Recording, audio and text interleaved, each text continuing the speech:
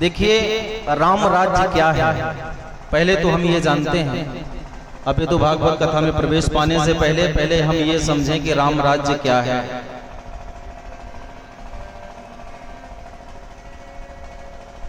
भैया, राम राज्य वो है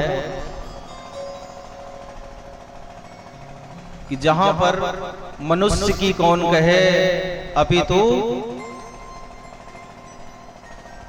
पशु पक्षियों की भी सुनी जाती थी। जब राम हमारे राजा थे तो एक वर्णन ऐसा भी आता है कि एक बार कौवे में और हंस में एक बात को लेकर के प्रतिस्पर्धा हुई।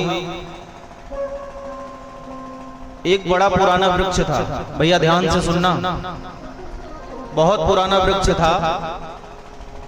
कौवा कहता था कि यह हमारे पूर्वजों का है बाबूजी, और हंस कहता था कि यह हमारे पूर्वजों का है।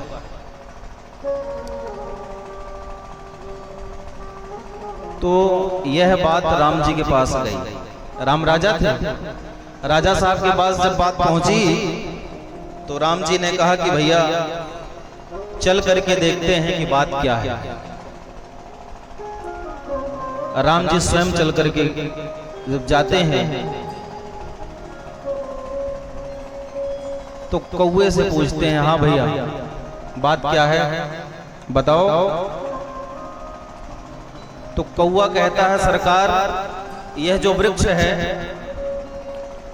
ये हमारा है, इसमें हमारा परिवार रहता है। राम जी ने कहा, भैया यह वृक्ष आपका है ठीक है, पर कितने वर्षों से है कुछ खबर है? तो कौवा कहता है, प्रभु यह वृक्ष हमारे 3 पीढ़ियों से है, 3 पीढ़ियों से। हमारे दादाजी रहा करते थे, हमारे पिताजी रहा करते थे, अब मैं रह रहा हूं। अच्छा, तो कोई प्रमाण है क्या? कोई सबूत है तो दो। तो कौवों की फौज खड़ी कर दी भैया। सबने कहा कि हाँ मैं जानता हूं इस व्यक्ति को, ये पेड़ इसी का है, 3 पुश्तें पेड़ इसका है, 3 पुश्तों से ये रह रहे हैं इसमें। हंस से पूछा गया कि भाई हंस बताओ ये तुम्हारा पेड़ है क्या?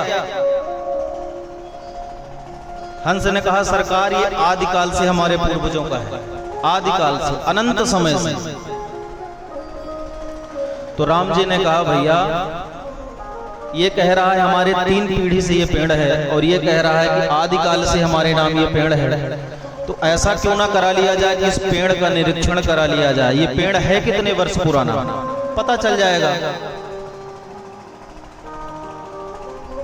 तो मंत्री गणों को आदेश दिया रामचंद्र जी ने कि जाओ जाकर के देखो ये वृक्ष कितने वर्ष पुराना है, पता लगाओ। और जब पता लगाया गया तो भैया मुश्किल से 100-200 वर्ष पूर्व का वो पेड़ पाया गया, 100-200 वर्ष। अब तो भैया कौवा महाराज को पेड़ दे दिया गया और हंस को सजा सुनाई गई कि तुमने झूठा मुकदमा किया है।